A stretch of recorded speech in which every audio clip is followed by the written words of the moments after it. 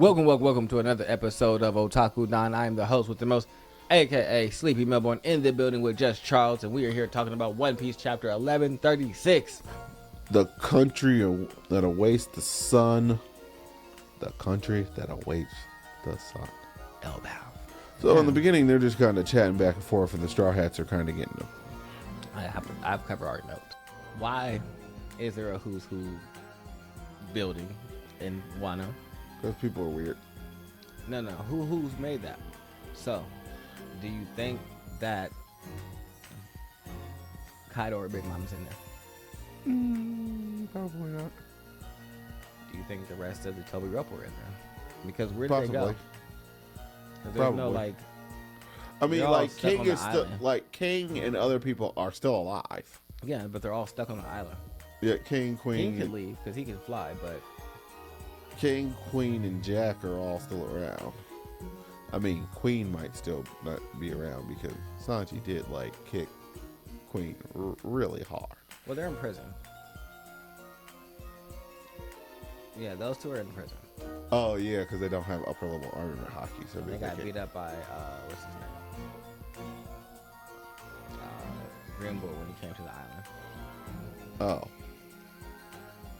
while they were in prison. So I don't even think about the cover story that much because I have so many questions because I almost want to do the cover stories as their own separate thing. And when the cover story finishes, go through and then do them. I want them to animate the cover stories. No, that's never gonna happen. It would be so much better. Anytime you start to catch up, you could just do a cover story, and instead of doing filler, you'd have actual content that is canon to the story that people would like and watch. They don't even do filler anymore. They just go back and redo the old stuff. I've never seen you look so frustrated before in your life. I don't have time for this. It's just like, you're right, but I hate it. They're at a banquet. They're at a banquet, eating, chatting it up, talking about various things, and, just getting an overall feeling for one another. Main thing they talk about, though, is that sun god. They eventually, after they kind of chatted up, they kind of you kind of fall into the culture of Elbaf with the man that Zoro was threatening to kill, not threatening to kill. He would have killed if someone did not stop him, saying yo, this is pretty much a dream on everybody. Everybody wants to be the sun god and rule over stuff, and that is the dream of every single child on this entire island. This is what everybody wants. So that just kind of leads us and dovetails us into the sun god conversation because everyone kind of just starts chiming in about the sun god. There's lots of different ideologies about the sun god. Either he's a liberator, destroyer, not necessarily sure. Some people even say god of laughter. I think that all three are correct. Well, it comes from they all come from different translations of the same text. The problem is this text is so old that I don't know if they said it was from the second or the first era, but it is from a different era entirely, to the point where the language we are so detached from it that there are issues with interpretation. That's literally what he says. I know. You can't. I think that what he's saying and what he means are different. You know how somebody uses words, but those words aren't exactly the right ones to convey what's actually going on. So I think that this is a little bit of Oda playing a little bit of word games with us, where if everybody's in agreement that the text says Nika was there, the world was destroyed twice, they all agree about all of these things. Yeah. The only thing that they disagree about Is is the translation of this particular word. so I don't think that is the translation of the word. I think they disagree about the context in which Nika's actions are happening. But And some of them view them as Nika being the destroyer because I think the context is left out inside of the text. And so I think that's what the ultimate issue is. They're missing the context, and so they're arguing over not necessarily real translation versus interpretation. But those are two different meanings. But that is more so opinions part. We're on the summarization portion currently. So, like, there are certain things that are inarguable. Nika always appears at the turning of an age, and it is. We don't know if they are the trigger, but they typically mean we are going into the next one. So kings, rulers, they don't like the appearance of Nika because it typically means that their time is ending and a new time is beginning. So it means we went from we're inside the age of the sea serpent now. I don't remember the name of the previous age, but we're shifting between the two. Now, Luffy being Luffy basically says this. I don't see any parallels between me and this dude at all. Leave me alone. Don't put that on me. Which then leads them to talking about Loki. And the more with the Elder draws parallels between Loki and the action of Nika, and everybody else is just yeah, no, you can't do this, Elder. You're off your rocker. They're nothing alike. Well, it's more of Luffy asking them, so he's a good guy, and then them being like, no way in hell. That is very vehement for One Piece. Which I think that no opinions. We're inside of summarization. Well, let's move forward because there's not a lot to talk about in this portion. I mean, the Elder drawing parallels between Nika and that, and they're also saying that there was a prophecy prior to Loki being born about him killing that king. And then eventually we go down to, we get a list of Loki's exploits. The king trying to, Loki was just a jerk. He did conquer all the underworld, killing all the different beasts and making friends with the rest of them. And the other important information is the king tried to bridge the gap between the outside world and Elbaf, and he didn't just want them to be known as the Nation of Warriors. And then eventually, down in the underworld, Loki just out refuses to become a Celestial Knight because he doesn't mess with the Celestial Knights at all. Not a fan.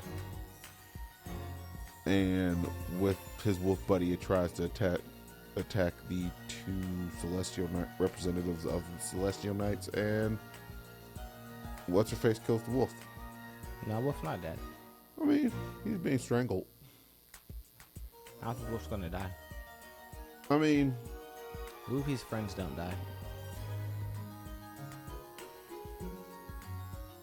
Maybe. I don't know. The wolf is Luffy's friend now.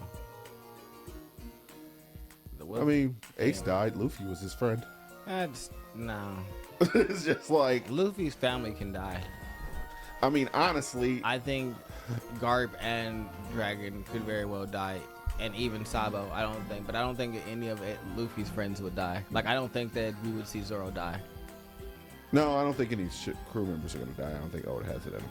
Yeah, I think that, yeah, you might kill one of his family members because that's gonna but I don't think you'll kill one of his animals. And so, eventually the Luffy, Nami, Zoro wander off to the castle where where Loki killed the king. Also keep in mind that castle is the place where the representatives of celestial dragons actually did teleport in too. Yeah, that's where Gunko basically attacked the other two giant guards and took them out to get the information on where Loki was. Loki was. Which they found. Do you think that Gunko's ability, since it's that arrow thing, is similar to Emu? I know it's kind of a pitch. I don't know. It just reminds me of a witch from Soul Eater. And also one of the demons from the Demon Slayer that was sending the ball all around the place that had the different arrows. Okay, yeah, I know who you're talking about. Like, I had so many powers in my head, so I didn't even actually attribute that to Emu at all. Like, oh, there's an arrow. I don't know. It's just because there's so many things in the shape of arrow. He just shot somebody with arrow-shaped lightning. See, I don't even think it's Emu's power. I think she's just mimicking and kind of like doing something similar, not necessarily trying to like recreate it in a way. You know what I mean? I mean, it could be the fact that, all right, we're firmly in it on opinions. It could just be the fact that Emu blesses certain people with their power, and the Gorosei have a portion of it, and all the Celestial Knights have a portion of it. And from what I understand, I think all the Celestial Knights are, in addition to being a Celestial Knight, also a what do you call them? Vito? Well, not a member of the Tenryubito. The Celestial Dragon. There we go. Oh, okay. I mean, I don't know, because he asked them, and they didn't say anything. I mean, they did. Well, I mean, he pretty much out and out refused them, so that means at that point there was no more negotiation. Also, things are being cute here, but I just figured something out. Loki does not have any idea who this dude who looks like Shanks actually is. So that means I'm pretty sure it's just not Shanks. Well, yeah. No, there's still a lot of conversation out and about in the world about, oh, this might still be Shanks. I don't think it's Shanks. Well, I knew it wasn't Shanks when in the beginning they talk about how Shanks caught Loki 6 years ago. Yeah. And put him there. Oh no, he could have been doubling back, two-timing, doing a whole bunch of stuff. Well, not no, very Shanksy. No, but if it was Shanks that put him there, he don't gotta ask nobody where he's at. That's also the truth. You put him there. Exactly. So it's just like, why would you need to chat up anybody about this? It's just like, well, time to go get Loki. No. Yeah, so you're so that means you're officially Shanks' evil twin. Yes, or brother, because you might have a different color hair. Or you might be figuring Garland age down because he has the age fruit or something. I don't know. We shall see. But I think that the sun god stuff is very interesting. I think that it's relativistic. Yeah, I think it's all interpretation and less like it being one way or the other. Yeah, I think the Oda would have used interpretation instead of translation. So I think I think it is a possibility of you being correct that he believes that they've been translating it differently, but it could be author interpretation.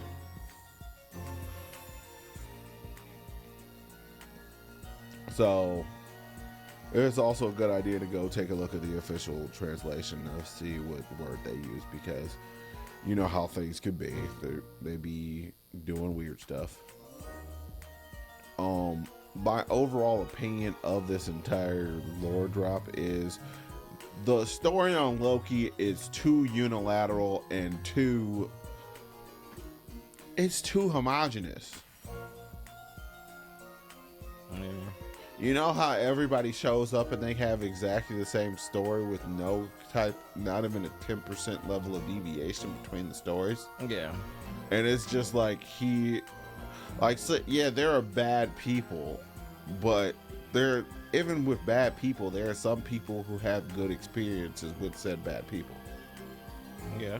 So for everyone unilaterally to be on the exact same wavelength, to me is like really, really sketchy. Not sketchy to me. It is terribly. It speaks to. I'm reading a lot of things about high fantasy and dealing with a lot of kings, and it kind of strikes me as a king telling everyone what happened, and then them just accepting that story, and that being an accepted truth.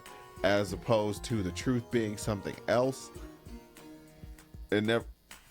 Yeah, see, that doesn't make sense. It says it continues to be passed down, even though no one can translate it anymore. Hence the confusion. According to the Harley, the world has twice been destroyed in the past, and in each case, the presence of Nika, the sun god, is closely tied to it. So y'all did translate it. Well, though it can no longer be translated. But so that means they no longer have the ability, the skill to actually read that thing. But they this still is have what y'all know about it. But according to prior translations, this is what it says. So what y'all are just missing is context. Yeah, I mean, context is pretty key, but I don't really think there even really is that much context. Destruction, whether or not something is destroyed and we are liberated, is a relative thing. Depending upon who you're talking to, if you were to go over, let's say, Russia, and you were to like overthrow the government there, it's like you destroyed the country. Oh no, I liberated you guys from this government. I agree with it completely and totally relative. I agree with it being relative, but that's why I think that they're missing the context, because I think that if they had the context, I think that they're looking at the god as he's an aspect of just one thing, and I think that's incorrect because they don't have the context of Nika did this, which liberated these people and destroyed this. I guess that's still technically true when you're speaking about kings, queens, and so on and so forth. Like, I was thinking about it from the perspective of this era. For the Tenryubito, Emu, and all those people, they view Luffy as a destroyer. Oh yeah, but I just mean the Giants. Like the Giants view, because I don't care about. Well, it's not that I don't care. It's the Giants are thinking about the past Nika. Yeah. And so in the past, for me, it's you guys don't have the context of why Nika instituted change and what was going on around there. Like this, like right now, like you said, the Marines might even look at Luffy as a destroyer. Yeah. He destroyed their system, maybe shook up the whole world. But other people, the fishmen, Giants, Wano might look at him as a liberator. So I think that it's all about the like context. Destarossa. A lot of these people are looking at them like, "Oh, you changed the world for me. You made everything better." And that's where the hang up kind of is. Like, but for me, so in terms of lore, that's kind of what I looked at it like. Okay, so this is a relativistic thing. Some people have one perspective, some people have another perspective. And that's where we're getting this differing of opinions. I do want to go back to what you're saying, where you're like, it's weird that everybody like feels Loki is one way. I think that's because of King Harold. Oh yeah, I'm on the exact same wavelength. I don't trust. The more I hear about how great dude is, the less I trust him. Well, see, I think differently. Are you talking about the current king, or are you talking about the last king? The one that just died. The one that just died? I'm pretty sure the last king was the villain. Because in my thought process, I see him, it's just like one of the very few things, based upon Loki's interaction with them. One, they had a teleportation circle inside the castle, and we know Loki doesn't mess with them. So, you were teleported into the castle where they were killed, where the previous king was killed. I have a sinking suspicion that the old king was messing around with the celestial dragons and trying to get Elbaf into there. That's my thought process. That might be true, but I guess my thought process on this is, if the Giants believe in two different versions of Nika, one that's about peace, liberation, and like freedom, and one that's about destruction, then we could say that King Harold probably sat in the other camp where he felt like Nika was about peace and freedom. Just because the way that he transformed Elbaf into a village that is focused on like being peaceful and like gaining information and knowledge and like exploring like more of the like lighter side of life, I guess, and not being so war driven and everything like that, which I mean might all turn out to be a cover, but I would just say that my issue is it just sounds so like the one thing I'll say about One Piece is that the people in it are come across as people. They're not very monolithic, and Loki is very monolithic, and the king is very monolithic, and so I guess for me with this, they don't feel in this they wouldn't feel monolithic. I think that the king was trying to be what he thought was Nika. And so in that, he's trying to, it may be kind of monolithic in them trying to enact what they think the aspect, because like I said, it sounds like the Giants believe that that Nika represents one of these aspects only, and it can't. There's no duality inside of this. They're not really looking at it. It's just like, well, he represents peace, liberation, so on and so forth. Liberation comes at the cost of blood a lot of the time. Yeah, so they're unwilling to like combine the two, and so I feel like the Giants kind of make themselves into a monolith actually, where King Harold was trying to be a monolith and made the entire village follow suit, where Loki who is on the exact opposite side of the Nika belief might not be evil in terms of I want to destroy y'all, but I think that that's how I bring change is through destruction and being Nika. Now, what I'll say about Loki is the more I interact with, because if Loki was a power-hungry idiot, he would have just taken the Celestial Dragon offer and not really thought twice about it. Oh yeah, for sure. So it's not about that. And I don't necessarily think I see a lot of Luffy in Loki and vice versa. It's just like, oh, what do you mean? Well, I'm real like Beast. He really gets along with Beast. He is like, they're saying he's mischievous, but it's just like, I mean, all right, you're a 10-year-old. Yeah, he's a 10-year-old, and he went down there and conquered. He went down there and conquered the entire underworld. I mean, it could have been just because, like, he made friends with some of the animals, and when making friends with some, you made enemies with some others, and, like, that's just the way the animal kingdom works. Vibes in that case, in that sense, where I do think that the village is wrong about Loki. I just don't think it's because of King Harold. I think that they're just wrong about Loki, kind of like how the village was wrong about Usopp. I mean, okay. It's just hard to, I don't know. I think King Harold was on the take because even in all of that, even if one person believes that he was one way or Nika was one way and the father believed he was another, there was no real need for him to like kill his father. They believe in prophecies. They believe. I mean, believing in prophecies doesn't necessarily. The prophecy said he will slay him. It's not like this is like they don't say whether or not it's justified. They just said he will slay him. But if I think I'm Nika, the god of destruction, and I need to lead Elbaf in this direction, and you're the king leading in the opposite direction, then I have to get ready. I mean, it'll naturally go inside of that direction. Also, if you believe that, you wouldn't have left. Because remember, Shanks went out, chained him up, and then brought him back. And that's the other thing that I'm looking at. That's weird for Shanks. Because Shanks is not one, A, he don't like to leave loose ends. B, it's like, yo, you're about to come here and you're about to deal with this problem. Well, he had already killed King Harold, so I think he was going on his mission to destroy the planet like he said he was going to do. Yeah, but you left, but you said you're going to lead your people into this.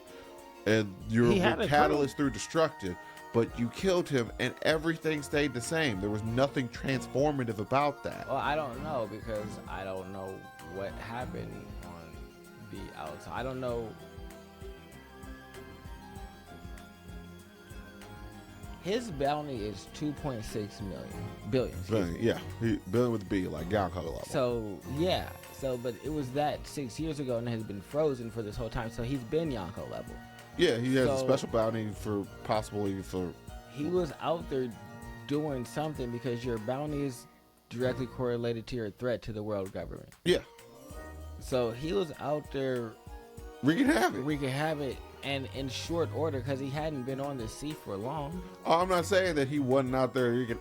Also, existing near Elbaf, I automatically assume that you just, like, if you exist inside this part of the sea, I just assume that you have a bounty of at least 500 million.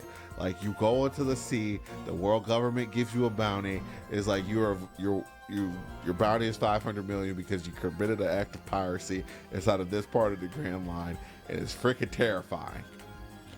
So if you run around down here with all these monsters, This is the baseline that this is the baseline that you exist at. I mean, there might be a baseline, but I still feel like Loki. Like 2.5 billion is still a lot.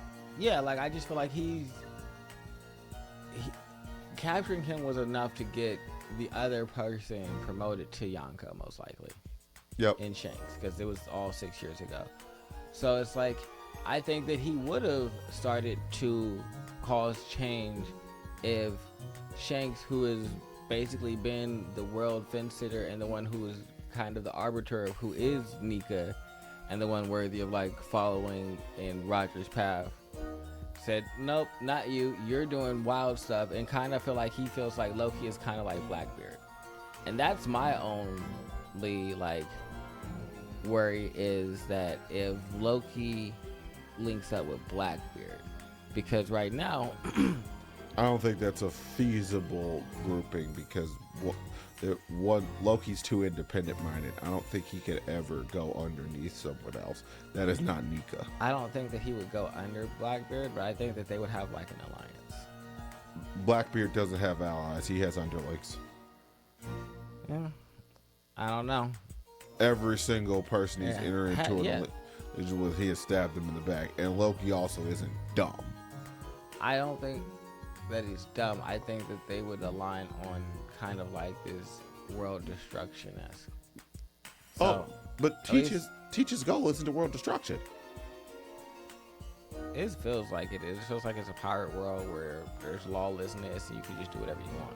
Like, it's weird. Teach is actually questioning for knowledge. He's out here to try and figure things out. In terms of figuring things out, Teach probably, like, the only person who, like, probably is moral, scholarly is maybe Robin.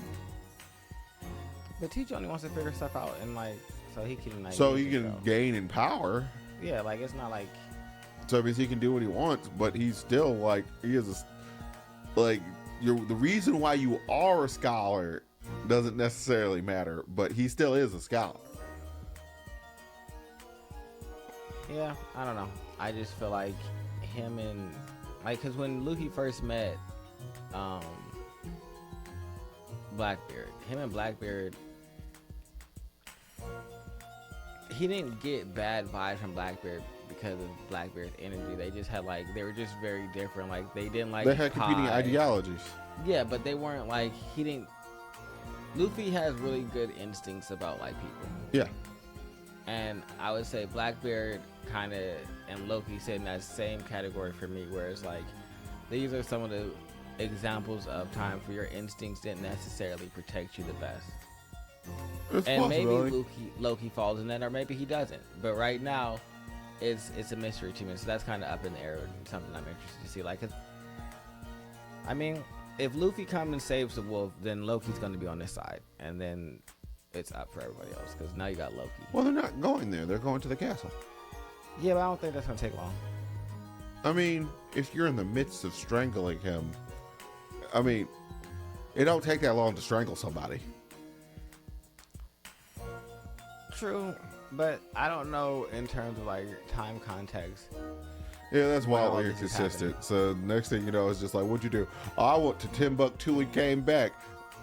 Oh yeah, we had literally just started this conversation, like, right as you guys were walking in here. It's just like, well, why were we doing this conversation this entire time?